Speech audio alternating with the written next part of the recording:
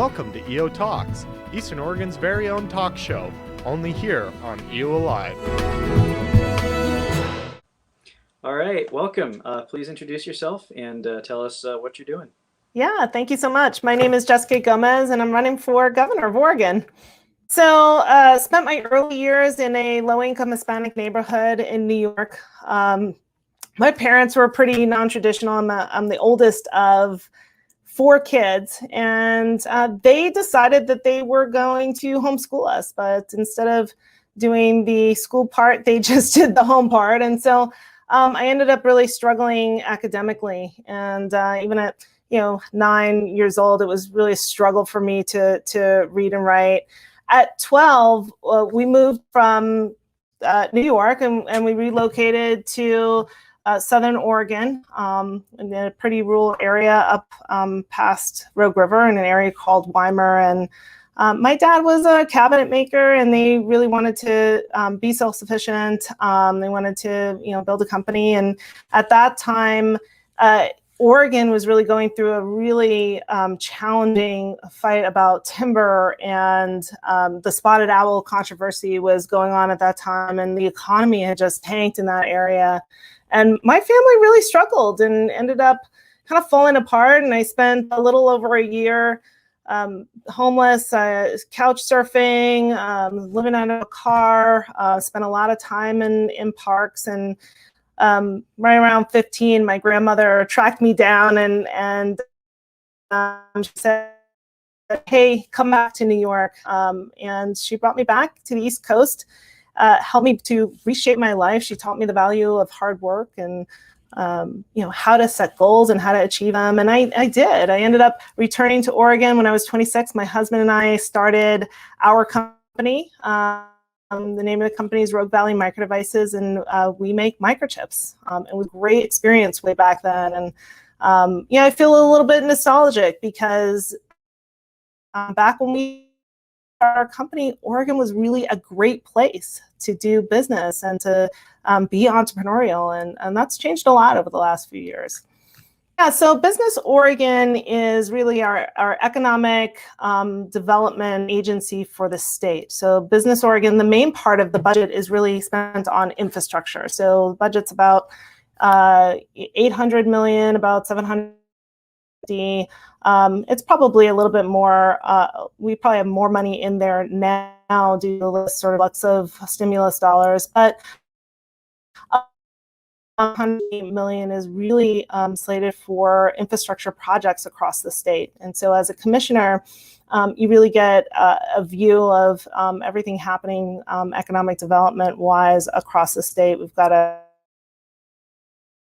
great team. It's one of the better ones in the state. In my role as an Oregon Tech trustee, I am chair of the board, which is it's a great school. It's the only polytechnic school university in the state. And so we have a really great programs around engineering, health, and many other things. And the difference and what makes it polytechnic is it's very much hands-on, and our graduates are ready to go to work.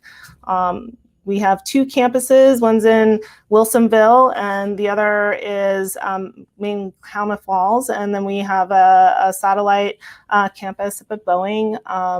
We've got OMIC, which is specialty sort of manufacturing in metals. It's a great model, a consortium model with other companies getting involved and doing research and development in materials. Really proud of the work that Oregon Tech does. And as board chair, you're really responsible for working with the president and helping to guide the president and provide that leadership for our president to be able to do a great job for our students. So Medford is a great community. I mean, when we first moved there, I tell you, even before my husband and I moved there, while we were setting up the company, we were driving from Los Angeles to Medford area, and it would take us about 10 hours. And we would do that because we were working. We would do that almost every Friday afternoon. We'd get in the car and we'd get up there about 3 o'clock in the morning. And MEDFORD, the plans examiner, we had So Ready, which is our economic development district, our fire chief, real estate agent. We had a team of people that was willing to meet with us on Saturday mornings to help with the startup of our company. And that's what our community is like. And like many communities across Oregon, there's a lot of involvement from all business leaders. We really have pride in our community. It's a great place to live. And we just love it. I wouldn't be anywhere else. We do have our challenges, just like the rest of our state right now. And I want to see us be able to thrive. I want to see our whole state thrive.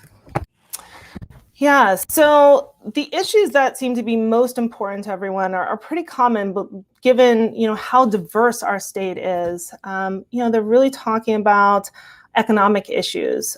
We've got a lot of industry happening across the state, and our businesses are struggling to find a skilled workforce. They feel like there's not enough people in the workforce to fill those positions. It's been really challenging for companies to keep up with demand. We have a lot of open positions in everything from school districts in really small towns to different manufacturing companies, even into banking and other industries. Healthcare is a big one. So that seems to be really on the mind of Oregonians. The other is safety, public safety in their communities, and homelessness. The unsheltered homelessness issue is every place across the state is struggling with this. We're seeing it in small towns, like Boardman even, and Baker City is experiencing unsheltered homelessness. And I think there's a level of frustration that I haven't seen in our state in a very long time. And they're looking for new leadership to address these issues. The last thing is really around, I've heard a lot about water, especially being here in Eastern Oregon. Water is a big deal. There's challenges with water infrastructure. We're in a drought right now, and so that's really impacting livelihood for lots of Oregonians. And then the last is really on the education side. People want an education system that is really functioning. We have invested a lot of dollars, and people don't feel like they're really getting the value for those dollars that they invested. And so my plan is to really expect more, to raise our expectations for our education system by doing things like implementing a statewide apprenticeship model. So, we can get kids working a little bit earlier. We can teach those soft skills. We can connect them with industry. And the more I talk about that, people are really excited about thinking, how are we going to sort of build that workforce of the future, and looking for solutions. I like Tom McCall. I think, he was a great leader. And I really appreciate kind of looking back on the history of that time and where we were as a state. And I think there was some really great things that were done at that time, and a little bit nostalgic about that, but I'm also excited about some of our our current opportunities and what we're going to see in the future from Oregon leadership. I consider myself I'm a Christian. I am a very spiritual person. I believe that if you have been successful in your life, if people have helped you, and you are fortunate that you have a personal responsibility to turn around and give that back to your community. And I try to live that every single day and do my very best, because, coming to the table with my background, I know what it's like to struggle. I know what it's like to, be in a position where you're barely surviving. And yeah, I was able to be successful, but I didn't do it on my own. And I had a lot of amazing mentors and people that put time and effort into helping me to become successful. And I want to turn around and do that for Oregon too. The criticism that I've heard is, you've never held elected office. And the response that I have to that is, we have had leaders in the governor's office that do have experience. And where has that gotten us? I think we need a new style of leadership. I think we need someone who's got a fresh perspective. When you spend 30 years, 25 years in the state legislature and serving government, you lose touch of what it's like to be, an Oregonian down on the ground, what it's like to pay taxes, what it's like to raise children here. You don't see the direct impact of some of the really challenging legislation that has been passed lately. And, I'm here to say enough is enough. We need new leadership. We need somebody who really gets it. And I'm going to deliver that for our state. All right. So last up is a little lightning round for you. Yeah. Ducks or beavers? Ducks. Awesome. Favorite Oregon landmark? Crater Lake. All righty. Do you have a favorite Oregon beer? Ooh, oh gosh, so many. I love Deschutes Brewery. I think they do great. I mean, and I just, there's so many. Great.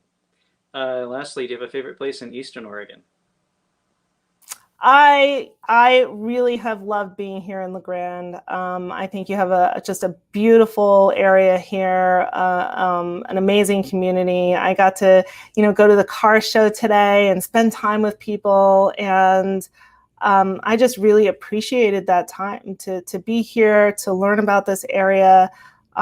Just a great place. It looks like a great place to live and raise kids. I'm really impressed.